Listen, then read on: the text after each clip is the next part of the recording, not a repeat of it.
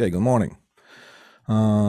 So today's class is hand tools. We have a lot of slides to cover. There's 30 slides, so I'm not sure if we'll be able to do it in this hour or we were going to maybe stretch it over to the next class. Let's see. Every year is different. All right, of course, that in the beginning there was supposed to be some kind of a funny picture. So, okay, well, some things never change. Be careful with hand tools, safe use, and proper selection. I'm going to open up with a serious statement that says the hand tools can be just as dangerous as power tools. Just because you don't plug that in doesn't mean that you can't hurt yourself pretty seriously. Now, there are different type of injuries. Some of them are immediate. Like for example, here you smash your finger with a hammer and the injury is immediate. The ones that I really want to also point out to you, and hopefully you'll take it to your heart, is the serious one. The really serious ones are you call the creepers. It creeps up on you. It is due to prolonged use or long-term use of certain tool, and sometimes you use that tool too much for not intended use, or if you use the wrong tool, or if you use the right tool in the wrong way, then those creepers happen to you. And it's nothing happening for a few years, 10, maybe 20 years, maybe even 30 years.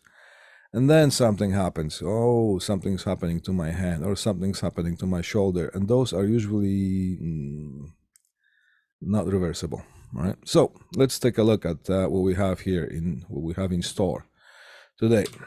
All right. A couple of definitions here. Wire cutting pliers, also known as side cutters, right? What do we have here? Well, there are those, they have a pivotal joint, handles, blades, jaws. Not really big philosophy, or is it? You know, see, this is the tool that either if you end up as in electrical field, or if you end up in data infrastructure field, which is going to be next semester, this is the tool that you will be using the most. You're going to use this 1,000 times a day, maybe not, but a lot. All right. So make sure when you buy one of those for work, okay, because you'll be doing it 8 hours a day, day in, day out. You will be using this tool. So make sure you get a good one and spend some money on it. The ones that I have, there are Knipex. You actually pronounce the K. Bought it at Lowe's about 12 years ago or something like that, and it's still going. I spent $50 on that 12 years ago. So now it would be maybe, I'm not sure, those pliers would be $80 now. But look, it's 12 years and it's still going good, and they're very comfortable and ergonomic. All right, we'll talk about what ergonomics is. All right, now this is used to cut wires. Now, there are different sizes. There is a power grip, which is this size that fits your whole hand, the ones that we use in our labs. And there's a precision task ones, the smaller ones that the cutters, the smaller pliers or cutters or wire cutting pliers that you're going to use in your electronics lab when you're working with your breadboards and so on. Use those there for those small gauge wires. Do not use those in our labs, and vice versa.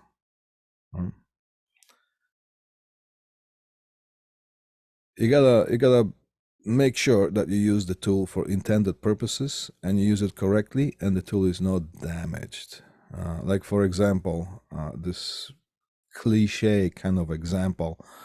which is more dangerous, a sharp knife or a dull knife? Right? Anybody can get a quick answer? Which is more dangerous, a sharp knife or a dull knife? Just want to see if you're awake. A dull knife. Dull knife. Dull knife is more dangerous, actually. Why? Well, a knife is supposed to be sharp. Right? That's what you use it for, cutting. Right? And if the knife is in the proper shape, Jordan's sleeping, right? So if you have this tool in a proper condition, the way it's supposed to be, the way it's intended, then you're going to use it correctly. And yes, you also will still have to be really careful, because sharp knife is a sharp knife, right? You don't want to play with that.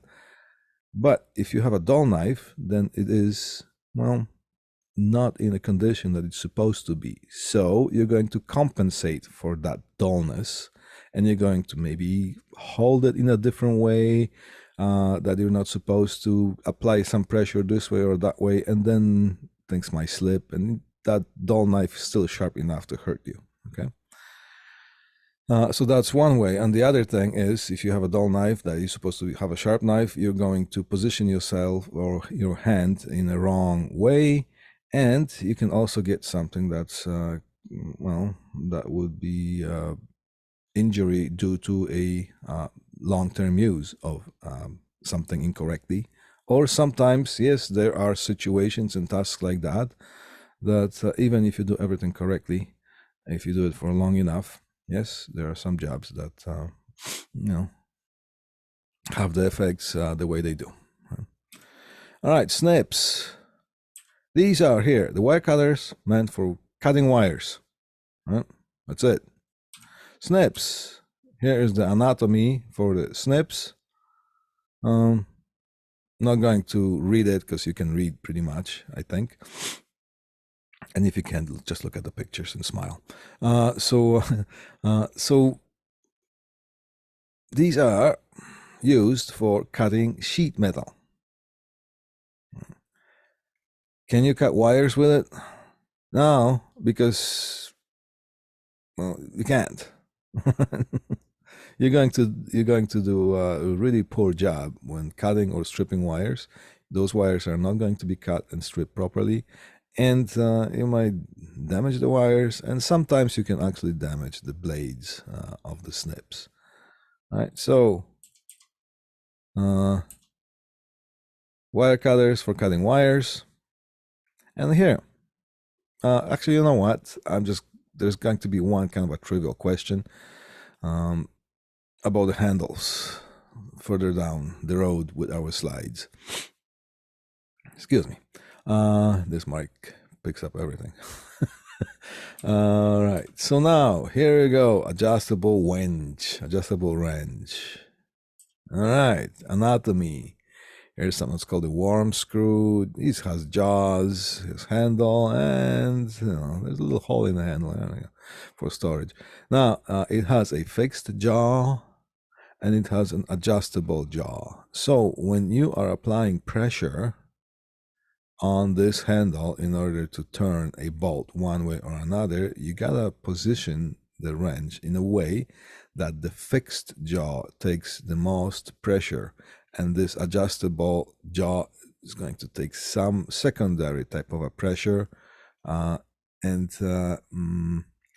it's going to be mostly for guidance.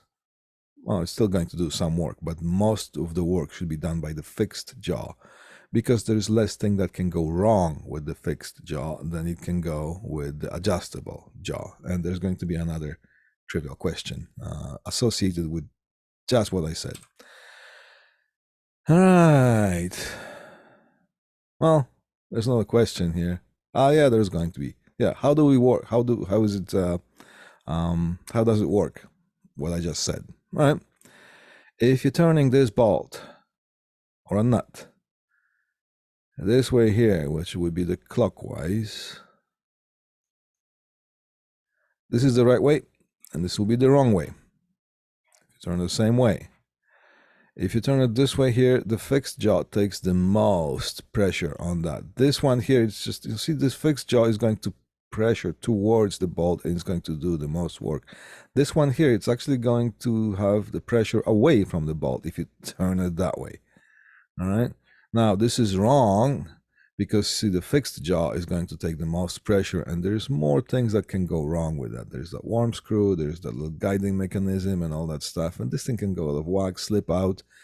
And if you're putting enough pressure with your hand on tool like this, and if something lets go all of the sudden, then all kinds of things can happen to your body, and you only have one body. All right.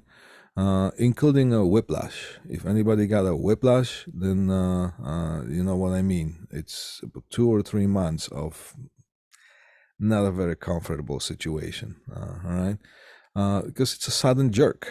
You can get a whiplash pretty much from anything.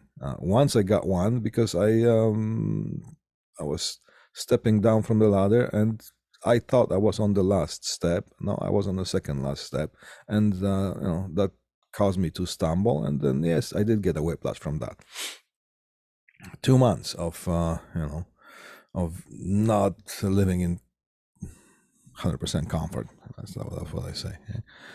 Yeah, well, it's long fun memories. All right, so that's as far as this. What else can happen? You can hit yourself. You can hit your hand on some objects, frame of something or whatnot. You can injure your hand that way. Anything to do with muscles, tendons, and whatnot, it can happen. It's just by simply using this wrench in the wrong way, and if something goes all of a sudden, yeah.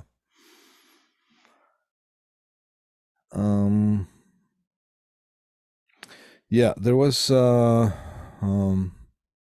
some time ago, there was a pretty lucrative industry when it came to fixing TVs.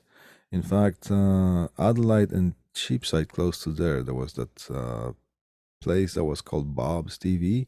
It was pretty prosperous business. I know some people who used to work there. They were busy in the 70s and 80s, right? Fixing TVs. There was another shop on Hamilton Road, right?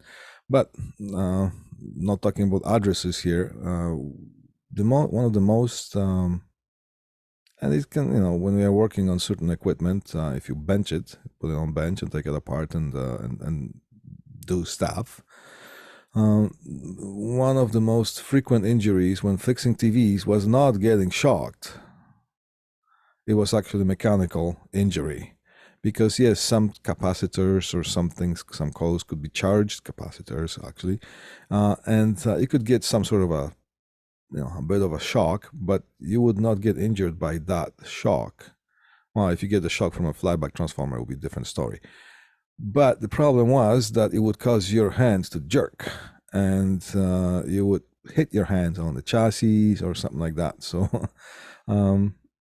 that was probably the most common cause of certain injuries when fixing TVs.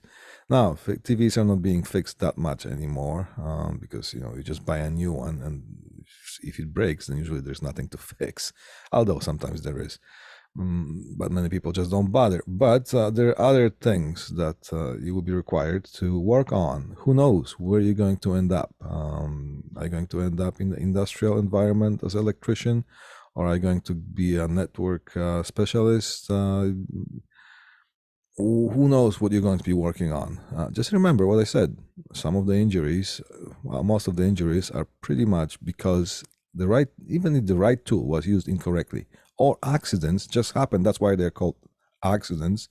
So we can't prevent those 100%, but what we can do as humans is try to do anything that's humanly possible to prevent any possibility of an accident. And if we did that, our job is done. All right, hammer. Here is, well, some people say that the difference between a hammer and a computer is that, computer can do more than one thing. Does it mean a hammer can do one thing only? No, actually, this thing can do two things. It can drive nails, and you can use the claw of the hammer to take the nails out. Right? Now, It's probably one of the simplest ever tools that you're going to encounter. Can you injure yourself with that? Yes, you can. Can you do the job incorrectly? Yes, you can. How can you injure yourself with this? And some of them.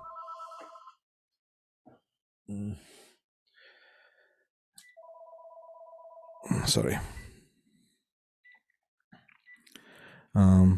I just happen to have the phone here, and sometimes it rings. I apologize. All right. So the way we can injure ourselves with a hammer, some of them could be that we are able to predict right now, and some of them, well, let's see. All right. Here's anatomy of a claw hammer. All right. It has a face and a cheek and the throat. Right. So wow. And it has a head. Wow, are you talking about some kind of a human here? No, this thing that if you speak to it, it won't answer.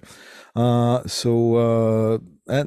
the claw hammer has a claw, and a pinball hammer has a pin. All right. As a claw hammer, another view.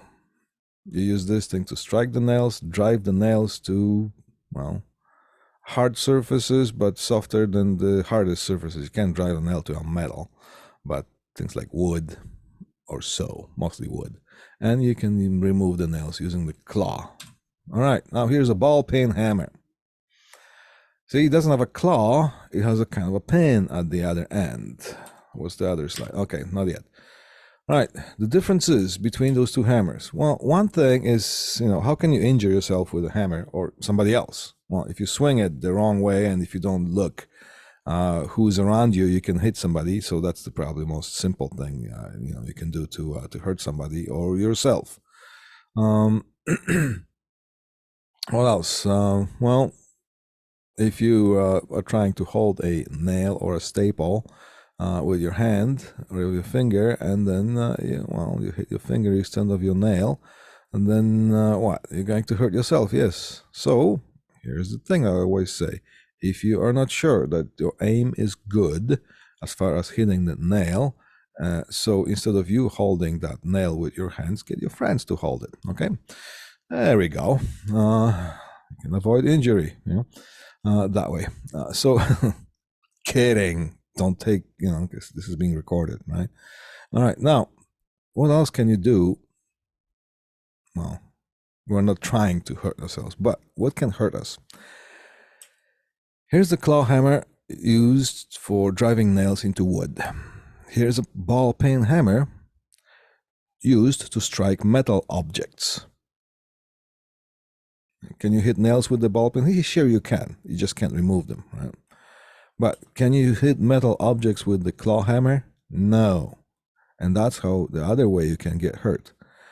The reason is that the isotopes of the steel that are used to construct the head of a hammer, claw hammer, the isotopes, what are isotopes? Isotopes are different, making steel from different consistencies, a little bit of carbon this way, a little bit salt and pepper that way, you know what I mean? No salt and pepper, but there are different elements used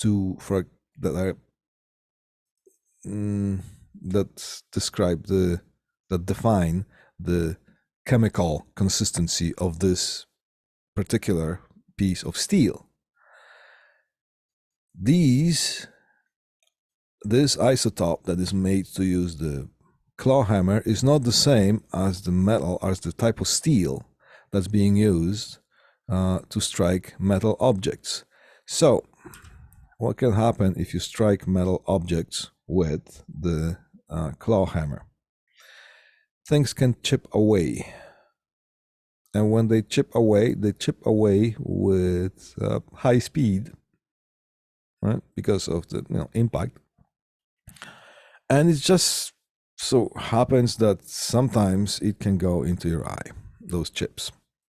And when those metal chips at high speeds fly into your eye, then, you can get hurt. Or you can, you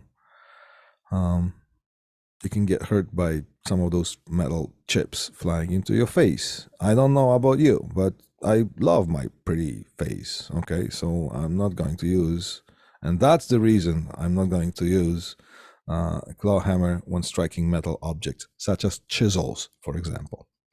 Or maybe when you're changing your brakes and you have to remove the rotors and you need to strike a rotor with with a hammer in order to loosen it up.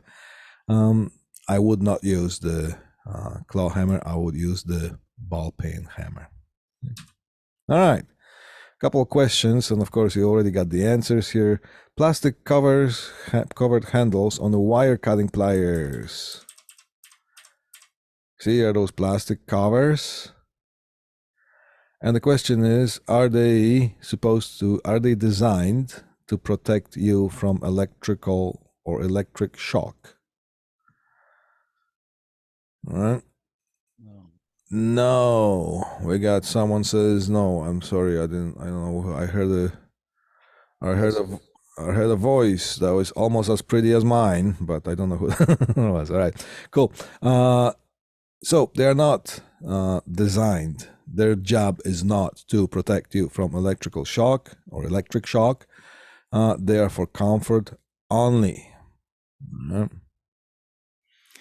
Now, there's some pliers handles that they have those like indents for the fingers that are supposed to be then somebody thinking about the best ergonomical situation for you. Don't buy those, right? I'll tell you why. I always give the example of a chair. What is the best chair in the world that would put you in the perfect position? What position, sitting position, is best, and that chair is going to put you in that one position? There's no such thing.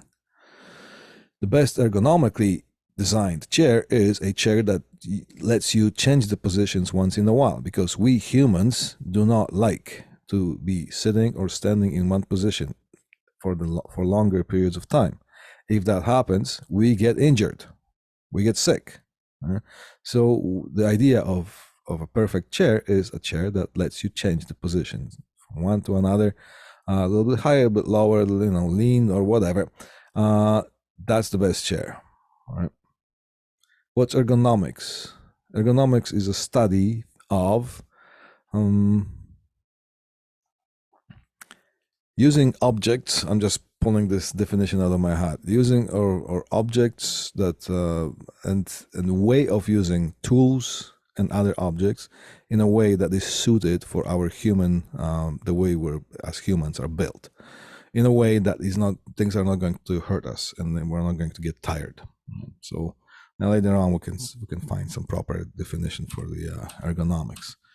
All right, what are those questions? Okay, so now they are not used. Okay, plastic covered handles on wire cutter pliers might be used to cut low voltage electrical wire. No, plastic cover are for comfort only. Always cut off electrical power before cutting wires. Right? Low voltage. That 120 volts in the receptacles, in the wall receptacles that we plug in your TV, your desk lamp, and your coffee grinder and your toaster, that is also considered as low voltage. The voltage that you use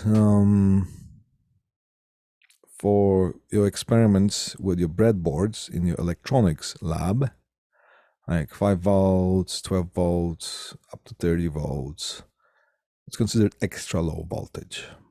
Right. All right. So, and that low voltage, it can throw you across the room. Right. Now, question 2. When tightening a nut with an adjustable wrench, always pull the wrench towards you, never push the wrench away from you. True. Pulling gives better leverage and balance. Most importantly, the force of pulling should be on the fixed jaw, which we already talked about. Okay, do we have more questions here? Oh, wow, we do. Claw hammers must be used to strike wood chisels. True or false? It's false. Claw hammers are for driving and removing nails only. What's a wood chisel? Is it a chisel made of wood? No, it's a metal chisel that is used to shape or carve wood. All right, now screwdrivers. Here's question number 4. Screwdrivers might be used for the purpose other than driving or removing screws, such as prying open can lids. True or false? Of course, that's false. Based on what I've seen so far in our labs, get this thing, guys and gals, get this thing pretty much to your head. Use the screwdrivers for removing and or driving screws, either to metal objects like machine screws or to wood, and use match the proper head of the screwdriver with the footprint of a screw. Because if you don't, first of all, you're not going to do the job correctly, and you can actually get yourself injured by straining or stressing your hand muscles the wrong way. And trust me, every little time that you do that, it adds up, and it creeps up on you, and later on, you're going to pay for it. Right? And usually those situations are irreversible. Right? So, yeah. There was some time ago, and you would go through those too, depending on where you're going to find your work, but at least once or twice you're going to participate in first aid training. And of course, there's a bunch of stories. So, just a little short one there. There was one of the nurses that used to work way up north in the cottage country, where during the summer times, things were pretty busy with tourists and campers and whatnot. And she said that she worked in the emergency department of a hospital there, and the most common injuries, one of the most common injuries was guys with their hands lacerated because of, they were trying to open cans with things that are other than can opener. Yeah, okay, I'm going to all of a sudden, when I drive a couple hours away from the city, all of a sudden I'm the wild man of the wilderness, right? I'm going to use a knife to open a can, and let me show my skills. Bang, right? Yeah, that was the most common injury there. Question 5. Snips are permissible for cutting wire. True or false? No, just use the correct tool for the correct job. For its intended use. Wire cutters are for cutting wires. Snips are for cutting sheet metal. Right? Question 6. A proper use of the ball peen hammer is striking chisels or punches. Yes. Right. That's what this thing is made for. What does it say here? Ball peen hammers are especially hardened to strike the chisels and punches. So here's the thing, especially hardened. It is the way that the steel is produced. Is it the isotopes, and it's the way it is, quenched, or if you've ever watched the Forged in Fire, you will know what I mean. So the steel is hardened in a special way, in a way that it is meant to strike metal. Question 7, safety goggles. And here's the thing. I'm not sure who wrote that thing. This is one of the presentations that I got, and it's part of the curriculum, so I'm presenting that. I can't alter anything here. So safety goggles, but I can talk about it. Some people don't see the difference between safety glasses and safety goggles. All right, safety glasses are those spectacles that look like the reading glasses, except they are made in a different way, and they're just made into safety glasses. They have side shields, they have top and bottom protection, and they have and the lenses are specially treated and made in a way that those safety glasses act as safety glasses. Now, those are not going to protect you from chemical splashes, right?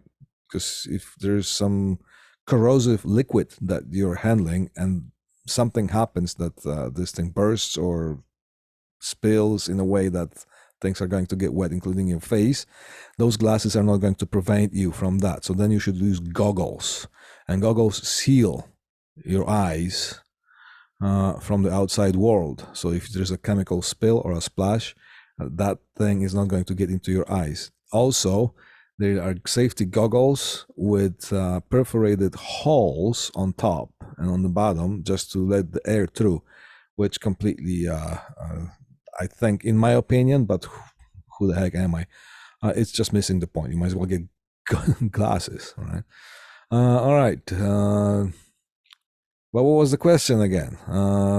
So let's change this word into glasses. Safety glasses should always be worn whenever you are using hand tools. True. Safety glasses should always be worn when working with hand tools to prevent eye injury. I have seen things happen. I have friends who have long life injuries, and if something happens to your eyes, well, it is not a very comfortable situation either. All right. Now, how do things happen? Can you predict any kind of situation? Well, no. That's why those are called accidents. All right. First time on my job, one of the first jobs I had years and years ago was a bench technician at the music store. I was the dude downstairs that everybody came to, with their problems with amplifiers, keyboards, or not, whatnot. And I was soldering. And of course, when I was in college, there was a huge stress on wearing safety glasses. Wearing safety glasses, it was so annoying, right? So now I am the king of my bench. There's nobody watching me. Nobody. Then I'm not going to use safety glasses because you know what? Because nobody's going to tell me. The first thing bang. There was a bit of a spring-loaded wire. I desoldered. Boom! It just splashed the solder right into my eye. Okay. Thankfully, nothing happened to me. But at that time, I realized that, you know what, those things are for a reason. So I put them on and I started using them ever since. All right. Did you have your breakfast? Hand tools can be just as dangerous as power tools and other equipment when not properly used, stored, or maintained. Your hand tools are an important part of your job and should be treated, cared for, and used in a professional manner. Or else, well, situation number one, situation number two, and the list goes on and on and on. All right. It is estimated that about 8% of industrial accidents involved unsafe use of hand tools, both manual and power. These accidents result from using the wrong tool for the job or using the right tool incorrectly. Failing to wear personal protective equipment or failing to follow approved safety guidelines. Those things are there for a reason. Now, I'm pretty sure that these two pictures are posed pictures for the purpose of safety, and some of them use a little bit of a humor. Now, can we zoom in here? Be aware of what's behind your line of shooting. Right? If you're shooting an arrow at a target from a bow, you make sure that there is nothing behind the target that you can hurt. Right? Equipment or people. Same thing here. What's in the line of fire? If something happens, something lets go, if something slips, that knife is going to right in that person's finger. So when you're cutting wire, when you're stripping wire, whatever you do, just be aware of your surroundings. Now, here is the...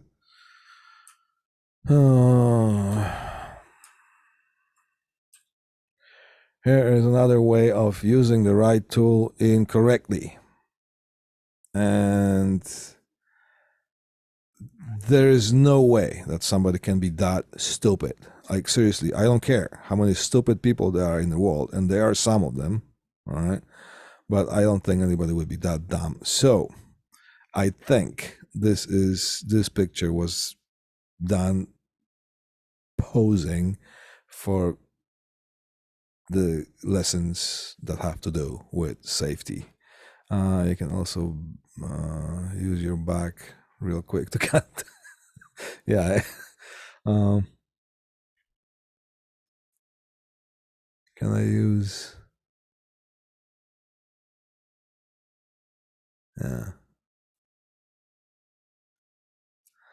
Yeah. Yeah, I'm just reading those. Can I use your back to back real quick to cut this? Yeah, okay. It's not the same as offering your back if somebody needs paper to sign, right? This would be more than signing things. Yeah, looks good to me. Hold still. There we go. Yeah, okay. Let's not spend too much time on things here. We got about 5 more minutes. Let's analyze some of that. Some of the slides are going to be like this here. Never use any tool, hand or powered, unless you are trained to do so. Funny, right? When I talk to you about a hammer, you say, okay, what's the big philosophy about using a hammer? Anybody can use a hammer, but did you know about that? Not striking the metal objects with the claw hammer, and why? Well, maybe some of us knew, but some of us didn't. All right, so you gotta have some training. Long time ago, I wanted to cut some wood in the backyard, and one of the neighbors says, "Why don't you use my chainsaw?" And so I said, "Yeah, okay." And this is how you started. Da da da. Okay, So I went before I used that chainsaw, because sometimes you get that gut feeling that maybe you should kind of know a little bit more about something if you haven't used that before. So I went on the internet, on YouTube, and just punched the chainsaw safety.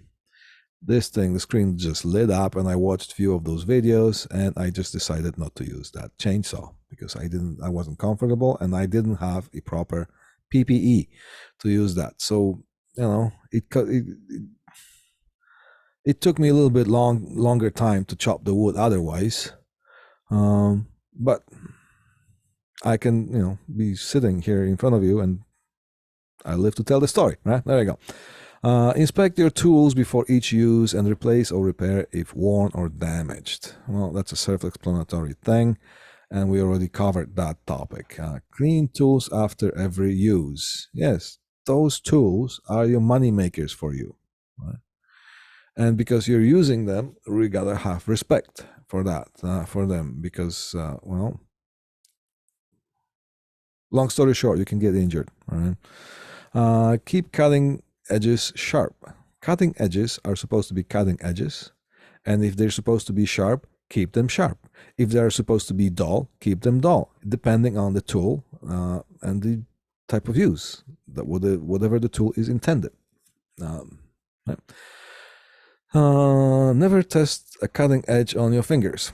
Use your friend's fingers. Just kidding. Test on scrap material instead. All right. Carry tools correctly. Never put sharp or pointed tools in your pockets. You will be climbing up and down ladders. You will be kneeling down, squatting to pick things up, and you're going to do all kinds of gymnastics. And sometimes you forget if you put some kind of a sharp object in your pocket. Well, yeah. All right. Okay. Number 7, lightly oiled tools and lightly oil metal tools and store in clean, dry place to prevent rust. What happens if there is a rust on a tool that is not supposed to be rusty? Well, the tool changes the whole thing about itself, which means it's going to be in the wrong condition. And if tools are not in the right conditions, then you're going to try to compensate by using it a little bit different and not the way it was intended, and that's how we get injured. Now, wear PPE, personal protective equipment, such as safety glasses, face shields, gloves, etc., as required. By the way, I didn't use that chainsaw primarily because I didn't have a face shield, and for that one use, I wasn't going to go and buy it. So I said, eh. Face shields are important when using chainsaws because they're could be situations that the chainsaws can kick back, and when they kick back, they go upwards, and they can hit you right in the forehead, and at the full speed, well, you get the picture. All right, do not use a tool if its handle has splinters, burrs, cracks, splits, or if the head of the tool is, well, pretty much there's, if the tool is not in the right condition, don't use the damn thing, right? Do not use impact tools such hammers, chisels, punches, or steel stakes that have mushroomed heads. Okay, that's what a mushroomed head is. Right? There is a chisel, and I think this one has seen better days. What can happen here?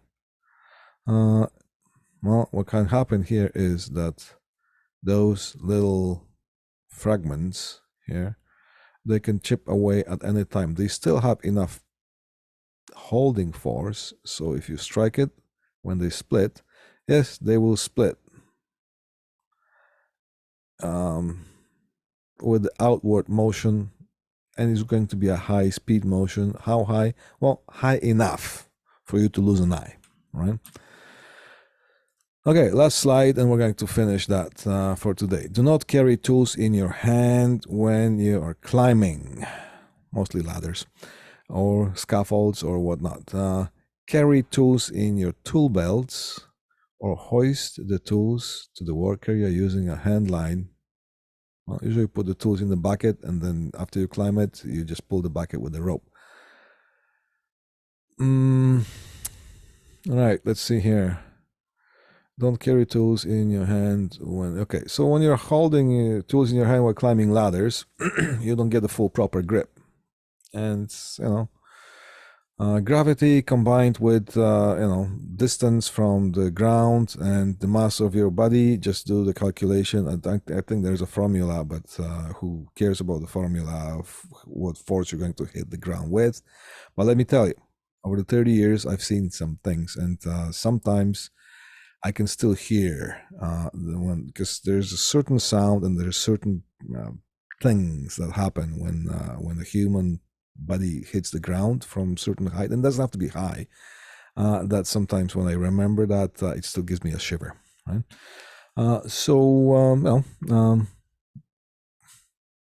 Don't get in a stupid accident, right?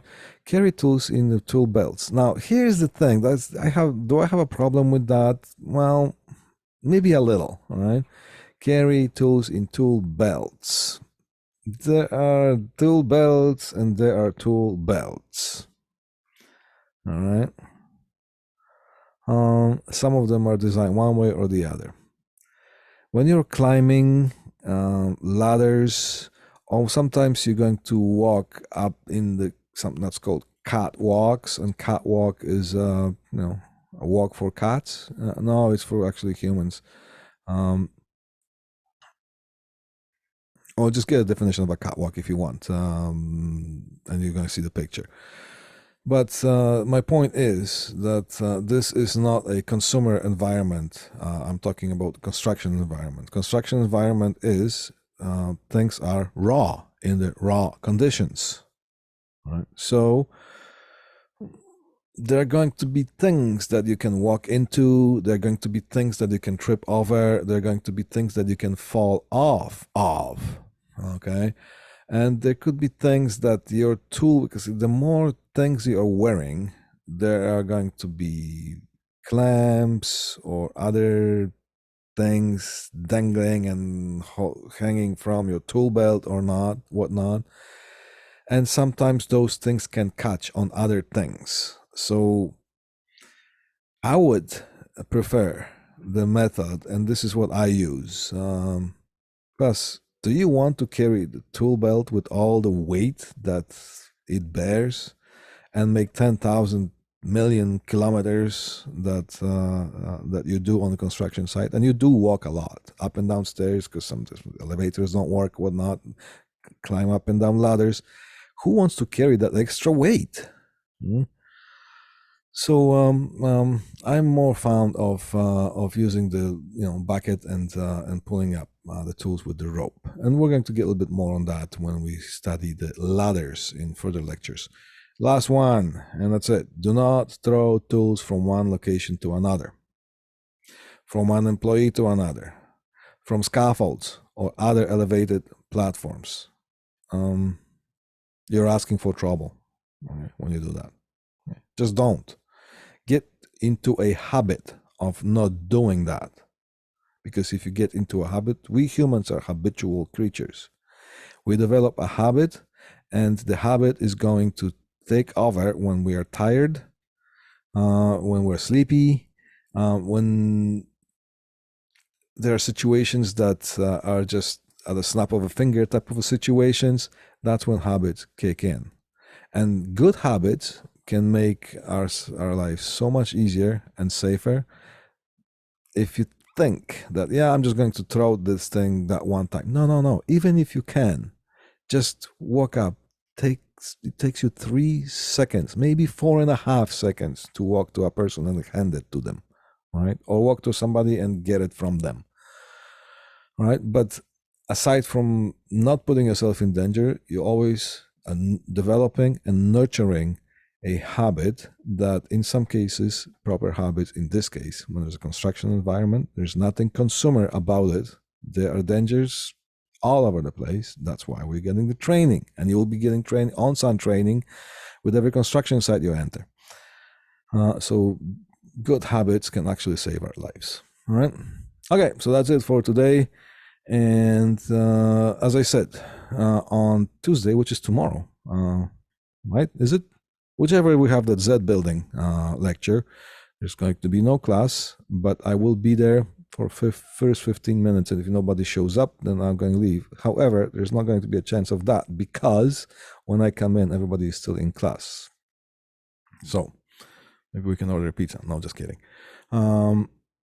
Okay, and the test will be released later on today in the evening, and you will know all about it. It's an online test. You will know all about it when you read the instructions when it comes to do the test. All right, cool. Thank you. And what day is it today? We don't know what day it is. Friday. Almost Friday. Friday.